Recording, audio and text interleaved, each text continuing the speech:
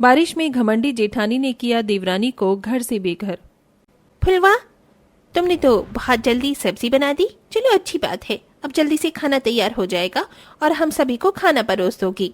जब से तुम आई हो तब से मेरी बहुत मदद हो गई है, वरना अकेले मैं ही लगी रहती थी। जेठानी जी, यही तो फायदा होता है देवरानी के आने का। आप चिंता मत करो, मैं हमेशा आपका साथ दूंगी और आपको अकेले काम नहीं करने दूंगी। पहले मैं बहुत सोचा करती थी कि मेरी कोई छोटी बहन होती तो पता नहीं कैसी होती, लेकिन आज समझ आ रहा है अगर मेरी कोई छोटी बहन होती तो बिल्कुल तुम्हारे जैसी होती, वो भी मेरी ऐसे ही तुम्हारी तरह मदद करती। अरे तो दीदी, मैं तो तुम्हारी छोटी बहन जैसी ही हूँ, या ये कह लो कि मैं तुम्हारी छोटी बहन ही हूँ। ये सुनकर मेघा बहुत खुश होती है और फुलवा को गले से लगा लेती है। फिर वो दोनों मिलकर पूरे परिवार को खाना परोसते हैं। अरे वाह, खाना तो बहुत स्वादिष्ट बना है। सही कहा, किसने बनाया है ये इतना स्वादिष्ट खाना? मन कर रहा है कि खाना बनाने वालों के हाथ ही चूम लूं। ये सारा खाना आज फुलवा ने खुद बनाया है। इसके चलते जल्दी से रसोई का काम निपट गया और मैंने घर का काम समेट लिया। ये तो बहुत अच्छी बात है। जितना सोचा था फुलवा उससे भी कई ज्यादा अच्छी है। इस तरह घर के सभी लोग फुलवा की बहुत तारीफ करते हैं। दोनों देवरानी जिठानी बहुत खुशी से रह रही थी। कुछ दिन बीतने के बाद एक दिन दोनों रसोई में काम कर रही थी। बहुत दिनों से सोच रही थी कि अपनी मायके जाऊं और माँ से मिल लूं। अगर तुम चली जाओगी तो मुझे तुम्हारी बहुत याद आएगी। तभी रसोई में राजीव आता है। उसके हाथ में फोन होता है। मेघा सुनो, तुम्हारी माँ का फोन आया है, ये लो बात कर लो। जैसे ही मेघा अपनी माँ से बात करती है, उसकी माँ फोन की दूसरी तरफ से कहती है, अरे बेटी, मुझे तेरी बहुत याद आ रही है। मेरी तबीयत ठीक नहीं है, तो फौरन घर पर आ जा। अरे माँ, आपको क्या हो गया है? आप चिंता मत कीजिए, मैं फौरन आ जाती हूँ। इस तरह मेघा उसी दिन सारे काम छोड़कर अपनी माँ की देखरेख के लिए अपने मायके आ जाती है। अरे बेटी, तू आ गई, अच्छा हुआ तू आ गई। मुझे तेरी बहुत याद आ रही थी। माँ, आपकी तबीयत कैसे खराब हो गई? ये क्या हुआ है आपको? डॉक्टर ने कहा है कि मुझे अस्थमा हो गया है, बस इसीलिए थोड़ी तबीयत नाजुक है। माँ, आप चिंता मत करो, मैं आपका ध्यान रखने के लिए यहाँ पर हूँ। और तेरे ससुराल में क्या हो रहा है? यहाँ तो तू आ गई है अपनी माँ के पास, वहाँ तेरी सास ससुर पति देवर अकेले हैं, उनका क्या होगा? माँ, आप चिंता मत करो, अब तो मेरी बहन जैसी देवरानी आ गई है, वो पूरे घर को अपने आप संभाल लेगी। ये सुनते ही उर्मिला अपने मुंह पर हाथ रख लेती है और कहती है, अरे बेटी, तू बहुत भोली है। तुझे नहीं पता, आजकल की लड़कियां बहुत चालाक होती हैं, अपनी जेठानी के निकलने का इंतजार देखती हैं। ये आप क्या कह रही हो माँ? अरे बिल्कुल सही कह रही हूँ। तेरे पीठ पीछे अगर उसने सारा घर खुद हड़प लिया तो तेरा क्या होगा? कहीं वो तुझे पूरे परिवार से अलग न कर दे। माँ, क्या ऐसा भी हो सकता है? ये तो मैंने कभी सोचा ही नहीं था। तू तो बेटी अमीर घर से है, लेकिन वो तो गरीब घर से आई है। इतना भरा पूरा घर उसने कभी थोड़ी ना देखा होगा, वो तेरे हिस्से का भी हड़प लेगी। ये सुनकर मेघा दिन रात अपनी देवरानी के बारे में ही सोचती रह जाती है। जब वो अपनी माँ के ठीक होने के बाद अपने ससुराल वापस लौटती है तो सब लोग फुलवा से बहुत खुश होते हैं। ये देखकर वो और भी ज्यादा चिढ़ जाती है। अरे मेघा बहू, तू आ गई, चलो अच्छा है। तुझे पता है तेरे जाने के बाद फुलवा ने घर को इस तरह संभाला कि तेरी कमी महसूस ही नहीं हुई। माँ ने बिल्कुल सही कहा था। लगता है मेरी देवरानी ने सभी के दिलों पर कब्जा कर लिया है, लेकिन जिस तरह ये मेरे ससुराल के सभी लोगों के दिलों में चढ़ी है, उसी तरह मैं इसे उतार भी दूंगी। मेघा उस दिन के बाद से धीरे धीरे फुलवा के सारे काम बिगाड़ने लगती है। अच्छा, इतना स्वादिष्ट खाना बनाया है सभी के लिए, ताकि सब इसकी भर भर की तारीफ करें, लेकिन आज ये खाना खाकर सब लोग बहुत नाराज होने वाले हैं। मेघा सभी खाने में बहुत सारी मिर्च और नमक मिला देती है और वहां से चली जाती है। जब सभी फुलवा के हाथों का खाना खाते हैं तो उन्हें बहुत तेज गुस्सा आता है। हे भगवान, तुमने ये क्या खाना बनाया है? बस नमक और मिर्च ही लग रही है पूरे खाने में। अरे इतना नमक वाला जहरीला खाना खिलाने में अच्छा तो तुम एक ही बार में हमें जहर देकर मार दो, अगर तुम्हें हम इतने ही दुश्मन दिखाई दे रहे हैं तो। लेकिन मैंने तो खाना बहुत ही ध्यान से बनाया है, कुछ भी ज्यादा नहीं रखा, फिर नमक मिर्ची ज्यादा कैसे हो गया? भूत ने आकर डाल दिए होंगे। अपनी गलती स्वीकारने की जगह बहाने मत बनाओ। पूरा परिवार बिना खाना खाई ही अपने कमरे में चला जाता है और इस बात का मौका उठाकर मेघा सभी के लिए साधारण दाल चावल बनाकर उनके कमरे में उन्हें देने जाती है, खास तौर पर अपनी सास को। देखा माँ जी, मेरी जगह कोई नहीं ले सकता। अरे बाबू, तेरी जगह की बात नहीं है, शायद गलती से फुलवा से ये सब हो गया होगा।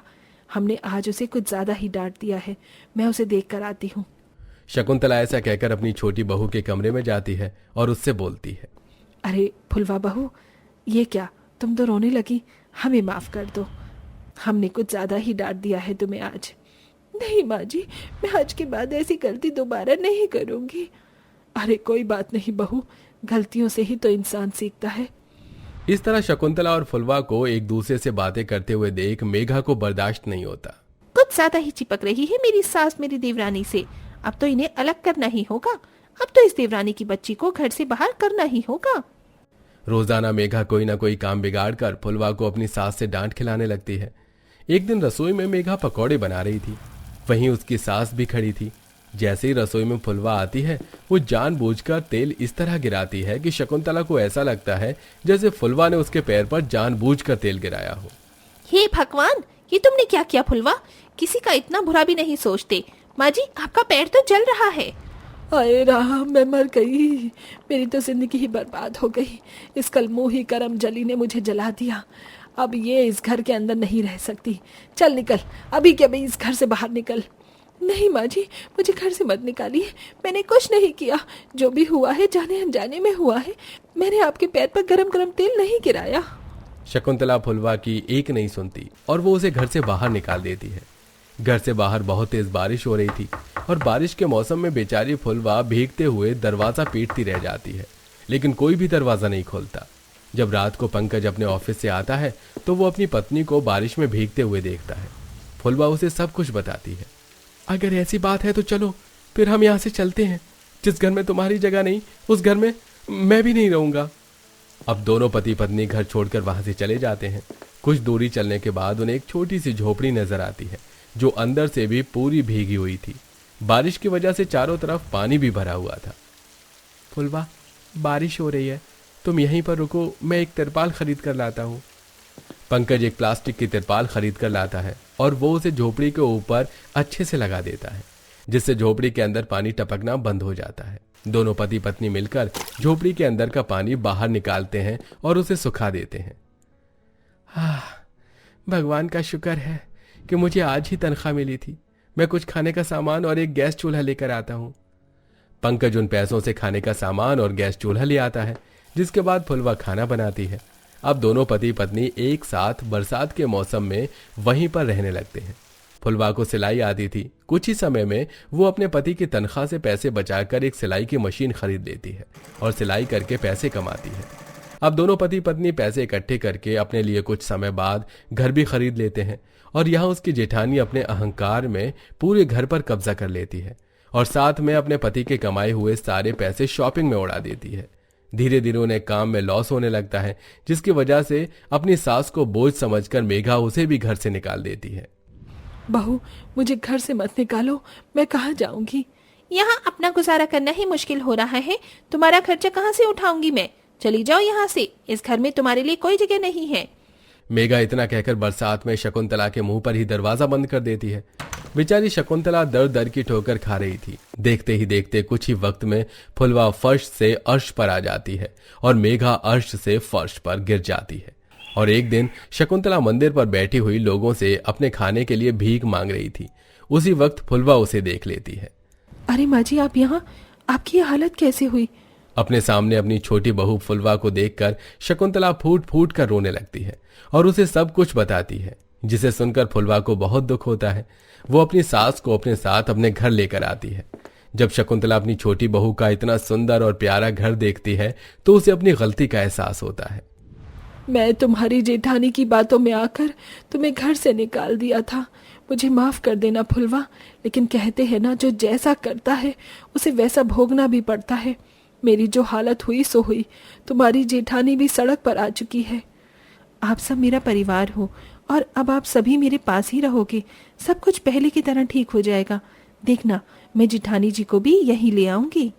जिसके बाद फुलवा को बरसात के समय घर से बेघर कर फुलवा उसे ही हमदर्दी के चलते घर ले आती है और उसकी सभी परेशानियों को दूर कर देती है। ये देख मेघा को अपनी गलती का एहसास होता है और वो फुलवा से माफी मांगती है और अब वो पूरा परिवार एक साथ पहले की तरह खुशी खुशी रहने लगता है।